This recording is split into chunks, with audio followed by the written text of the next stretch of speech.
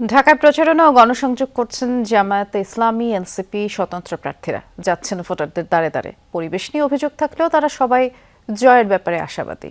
নতুন ব্লেন্ডে আরো rich অ্যারোমায় salon family blend টে।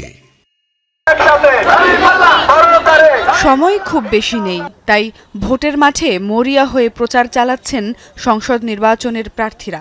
গণসংযোগের পাশাপাশি পরস্পরের দোষারোপ আর কথার লড়াই চলছে সমান তালে। ঢাকা ৮ আসনে ১১ দলীয় জোটের প্রার্থী নাসিরউদ্দিন পাটোয়ারি প্রতিদ্বন্দ্বী মির্জা আব্বাসের বিরুদ্ধে শুরু থেকেই মৌখিক অভিযোগ করে আসছেন। দুপুরে গণসংযোগে নেমেও প্রতিদ্বন্দ্বীর বিরুদ্ধে ক্ষোভ উগরে দিলেন এনসিপির এই নেতা। ওনাদের সাথে কুতর্কে জড়িয়ে আমাদের সময় নষ্ট করার দরকার নেই। আমরা আমাদের কাজ করে থাকি।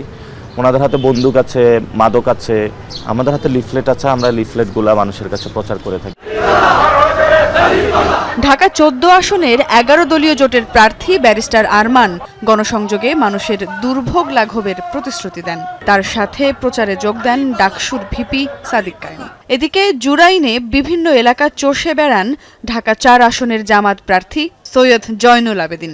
এ সময় নারী কর্মীদের ওপর হামলার অভিযোগ ও সুষ্ঠু নির্বাচন নিয়ে শঙ্কা প্রকাশ করেন তিনি। যেভাবে অস্ত্র উদ্ধার করা দরকার ছিল, তারপরে সন্ত্রাসীদের গ্রেপ্তার, এরপরে আপনার কালো টাকার যে ব্যবহার, এই সব বিষয়গুলোকে অ্যাড্রেস করে যেভাবে নির্বাচন কমিশনার এবং প্রশাসনের দৃষ্টি দেওয়া দরকার ছিল, সেটা আমরা আসলে দেখছি না। আমরা মনে করি নতুন বাংলাদেশের জন্য রাজনৈতিক ঐক্য খুবই জরুরি এবং আলহামদুলিল্লাহ হায়ের পক্ষে যে পরিমাণ আমরা সমর্থন দেখতে পাচ্ছি, আমাদের দৃঢ় বিশ্বাস 12 ফেব্রুয়ারি গণভোটে 2/3 সমর্থন নিয়ে ভোট জয়যুক্ত হবে ইনশাআল্লাহ।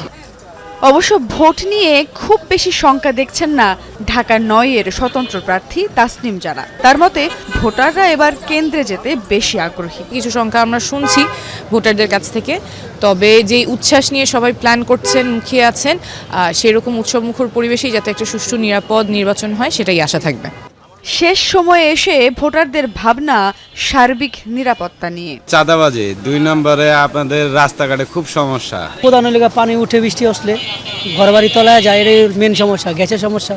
নিরাপদ কেমনে মনে করি? নিরাপদ কি আছে এদেশে? এদেশে তো কোনো নিরাপদই নেই। গ্যাঞ্জাম, গ্যাদারিং, মারামারি, পিটাপিটি না করার জন্য আমি সবাইকে অনুরোধ করব। আগামী ১০ ফেব্রুয়ারি সকাল ৭:৩০ পর্যন্ত এভাবেই চলবে প্রার্থীদের গণসংযোগ। সুমাইয়া ঐশী, যমুনা নিউজ, ঢাকা।